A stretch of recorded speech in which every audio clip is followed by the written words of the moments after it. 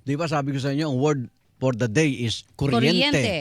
Kayo ba'y na-bill shock sa taas Naku. ng kuryente? Oo. At alam mo, may ilang lugar pala sa bansa, like sa Mimaropa, nagkakaroon na ng rotational. Ay, umpisa na. Umpisa na dahil Oo. bati sa mga impormasyon, may kakulangan na Kakulangan na sa sa supply. 10 billion, hindi, 10 billion pesos, may tinatawag palang diesel subsidy. Ganon. At hindi yata nakakabayad ng Department of Energy. Ay, papaano na tayo niyan? At Kung ngayon, pagtutuloy-tuloy ito ng hindi pa eto natin na. alam. Alamin ano? natin yung sitwasyon dahil hiniling na po ni Senador Rodante Marcoleta Mm. na imbestigahan Ito. itong sitwasyon ng ating crisis. Baka may namumuong power crisis ba? Alamin natin mula sa kanya. Nasa linya natin, Senador Rodante Marcoleta. Senador Marcoleta, Igan at Connie, magandang umaga. Magandang umaga po. Magandang umaga, Igan, Connie. Opo. Mabuti naman, natunugan nyo na kaagad yung namumuong problema dyan sa Nako, Mimaropa. Opo, may, nakarating na rin sa amin at iba pang amoy namin dito eh. So Siyempre, oo. ano bang totoo diyan at teka muna at sa gitna tayo ng krisis, mataas na bilihin, presyo ng petrolyo. Ito na yung isa sa mga resulta niya, Senador. Oo, kasi alam mo, kahit na hindi pa tumaas yung krudo, Igan, Connie, Mm-mm. yung lugar na yan, problematic. Ang tawag dyan yung SPUG areas, Oo. SPUG. Okay. Small Power Utilities Group. Kasama dyan ang dalawang probinsya ng Mindoro, ang Palawan, ang Marinduque, at saka yung Romblon. Kasi walang transmission lines kasi dyan, Igan, Connie. Oo. Kaya ang nagbibigay lamang sa kanila ng kuryente ay mga independent power producers na pangkaraniwan ang ginagamit nilang panggatong diesel. Yan pa naman ang pinakamahal Naku, na taas. panggatong. Oo. Ngayong lalong sumikad ang presyo, lalong namroblema ang mga IPPs na nagbibigay ng kuryente sa mga electric cooperatives. Oo. Oo. So kung kulang ang supply, lalong tataas ang singilin. Ganon nga ang mangyayari kasi alam mo, hindi naman mahahaba ang PC ng mga IPPs na yan. Pangkaraniwan kasi, Oo. nagdidepende lang sila sa bayad ng NAPOCOR. Ang NAPOCOR kasi ang nag-a-administer ng mga SPUG IPPs. areas. Oo. Pero alam mo, nagtataka ako dahil bukod sa subsidy, alam mo, taong bayan na nagsasubsidize dyan, yung tinatawag nating, anong tawag nito? Meron tayong binabayad sa kanila eh. Tayo mismong tayo nagsasubsidize Taxpayer. mga customers. Customer. Oo. Ngayon, bukod doon, meron pa silang separate sa GAA. Pandagdag dun sa bayarin na yan. Na talaga namang yan ang pinoproblema ng mga IPPs sa SPUG areas na yan. Bakit? Hindi ba nababayaran? Yan ang hindi ko maintindihan. May utang ng Di ba? halos Mm-mm. in the last 4 to 5 months yata, kung hindi 6 months, 10 billion na yung hindi nababayaran ng NPC. Malaking problema to, Arnold, Connie. Mhm. Ang sabi ho dito palang nasa na 239 areas pala ito, partner, na isolated, no, na Oo. hindi konektado po doon sa grid ng power source natin ngayon. So Yung itong NGCP. nung NGCP po. At ito, paglilinaw lang, itong Small Power Utilities Group na sinasabi niyo, yung SPUG, sila, ang nagpapatakbo po niyan ay National Power Corporation. Tama ho ba? Yes, Connie. Okay, Yeah. so pagka ganito ho, 'di ba sa IPIRA law, talagang sila ho ay mandated na maserbisyuhan yung mga non-grid na mga areas na ito. 'Di ba nagbabayad ho kami ng IPIRA?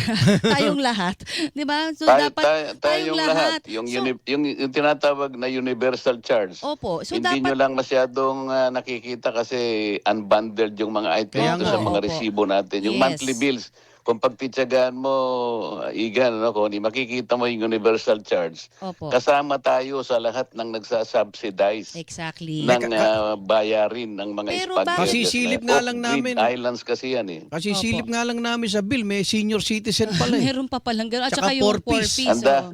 Ang dami niyan, marami yan. So, balikan ko po, yung EPIRA law ba na sinasabing kasama at nagmamandate po, no, na nag-uubligan na dapat serbisyohan po Di ba itong mga mamiyandahan yan? non-grid? Hindi, partner. Dapat 'di ba mas mababa dahil Sa kinukuha rin. kompetisyon. Oo, Oo. kinukuha rin naman, dapat subsidized na 'yon, hindi ho ba? Bakit mas Dapat- mahal pa rin? Dapat sana nakagraduate na tayo dyan eh. Hindi na Aha. tayo kasamang nagsasubsidize niyan. Opo. Kung anong ibig sabihin nito, yung NGCP kung talagang nalagyan na ng transmission lines, yun lang talaga ang Kulang. Ano ang ho ang pinaka-ultimong solusyon dyan eh. Ano nagiging balakid ng NGCP? Kasi 'di ba sa mga nakalipas po na interview namin, sinasabi na they're upgrading, they're putting up mga facilities po in so many other areas. Dito ho ba may mga nasimula na dun sa 239 areas na non-grid na hindi ho konektado? Meron nang naging plano dyan, Connie. Ang nangyari lang, nagkabaligtad. Kasi hindi ba dapat ang source manggagaling sa Luzon mismo, sa Opo. Kalakhang Luzon area, particularly sa Batangas, di Oo. ba? Ang nangyari, hindi ko malaman kung sinong nagpasimula nito, parang nabaligtad. Ang manggagaling ang elektrisidad sa Mindoro mismo papuntang Batangas. Kaya nga ako Baliktad. natatawa, bakit nagkaganon? Okay. Kaya na-delay yung ano na yan eh, yung project na yan eh. Magkano ba ang singilan ho ng kuryente sa mga areas po na non-grid? Kasi alam naman natin, 'di ba, partner, sa probinsya mas mahal ang kuryente talaga. Pero nakakonekta pa yun, Saka may ha? oras lang. Oo. Pero ito po, since hindi sila nakakonekta, ano ang kuryente nila doon? Magkakano na ho ba? At kung tataas pala? Nako, naglalaro sa 14 pesos hanggang 19 pesos yan. Wow. Ang dumarating na report sa akin. Napakataas niyan. Napakataas po. Dito sa atin, yung 9-10, malaki na sa Meralco Okay. eh. 40 So- Pero to yun, 19. halos dumoble dyan sa mga areas na yan. Dahil nga, diesel lang ang ginagamit. Oo. Pero Sana man lang kung merong mga panggatong na mura-mura ng konti, hindi diesel lang. bakit may impormasyon ba kayo bakit delayed yung bayad? Ba't umabot ng 10 billion kung may pera naman? Hindi ko malaman kung anong ginagamit ng NPC. Alam mo, nung nakaraang budget hearing, Oo. isa nga ako sa dahilan kung bakit nakasingil yung isang electric cooperative. Nakasingil siya ng halos 104 million ng dahil lamang sa... nakita ko lang, bakit ka ako ito? Naka-apat na sulat na sa inyo. Nakita ko yung sulat eh. Oo. Pagkatapos binigyan na ng authority ka ako ng ERC na bayaran ninyo. Oo.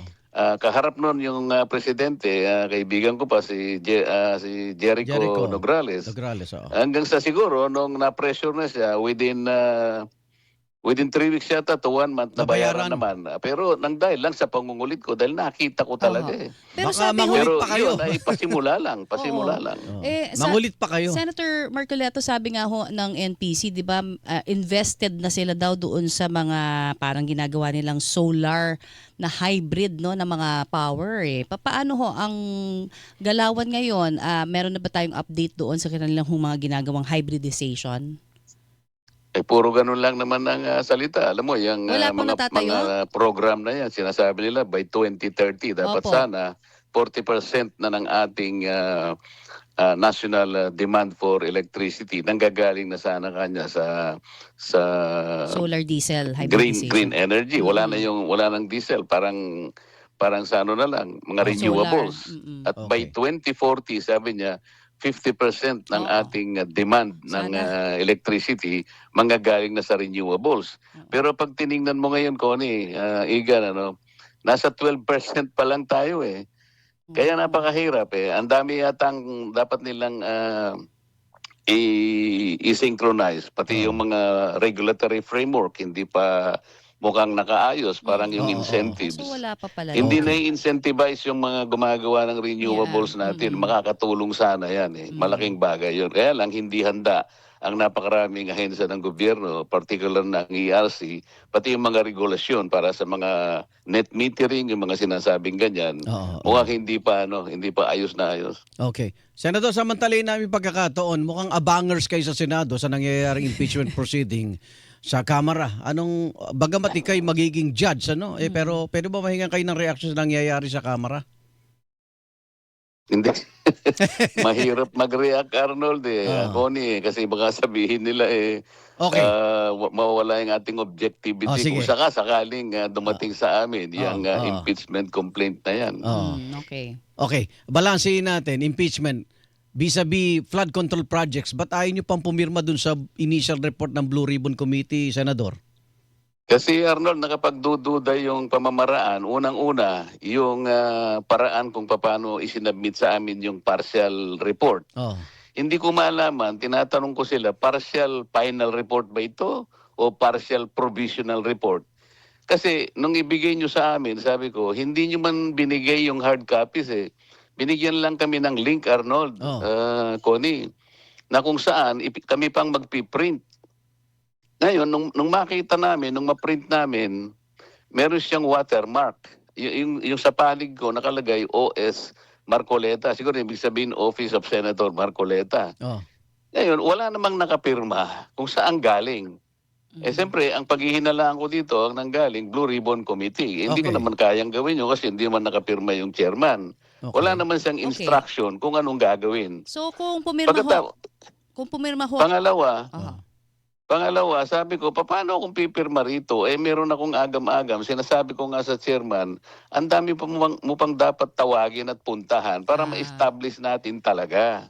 Oh. Hindi ka naman tumatawag na nga ng hearing kung ano-anong mga innuendos ang sinasabi mo. Ibig ba sabihin, halimbawa, nakapirma ako rito at naging majority, tatawag ka pa kaya? Baka sabihin mo, total, nakapirma na kayo, hanggang dito na lang tayo. Paano yung mga ibang dapat nating sangguniin, Okay. dapat nating usisain, imbestigahan na hindi pa natin natatawag? With the development, si dating Speaker Martin Romualdez ay kinakasuhan at at parang pinipreach na yung magpapatawag kanyang ulit. mga asset.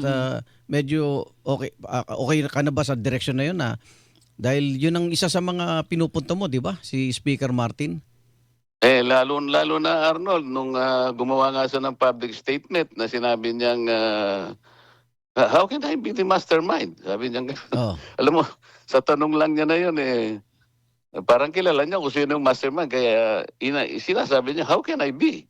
Sabi niya, ibig sabihin, alam niya. Kung hindi ako, Pero oh. yung pagsasabi niya ng ganon, hindi niya dinina yung kanyang involvement. Malinaw yun. Okay. Alam niya kasama siya. Hindi nga lang ako ang mastermind, sabi niya ganon. At this anomaly cannot be done by only one person. Di alam niya talaga. Dapat siyang ipatawag ngayon. Kung susumahin mo yon, ang Blue Ribbon, ang gagawin niya, i-analyze niya, malinaw na sa public statement ni former Speaker Martin Romualdez, he's ready to talk. Uh-huh. Magtawag ka na. Actually, Hindi ko maintindihan So, talaga kung ano pag gustong pinatawag gawin ng ba chairman ng BRC. Pag pinatawag ba ng Blue Ribbon si Speaker, pipirma ka na. Hindi, pagkatapos nating Marinig lahat, siya. kasi kailangan na ma-close natin lahat yung no stones unturned, sabi nga nila, at matukoy. Pag natukoy na nating lahat, Tsaka oy, kayo maganda pipirma. na ang naging kinalabasan ng report. Okay. Pipirma na ako, Arnold. Oh, Connie. ayun po. Kasi ang balita natin talagang because nga may mga bagong pronouncements na galing po kay dating Speaker Romualdez, mukhang magpapatawag daw ng sesyon muli sa Senado. Yan, at ipapatawag. Yun, handa na ho kayo. Ang dami niyang kondisyon. Okay. Senador, maraming salamat Salamat sa po. oras. Ingat po. Salamat sa inyong dalawa. Thank you very much. Yan po ang tinig ni Senador Rodante Marcoleta.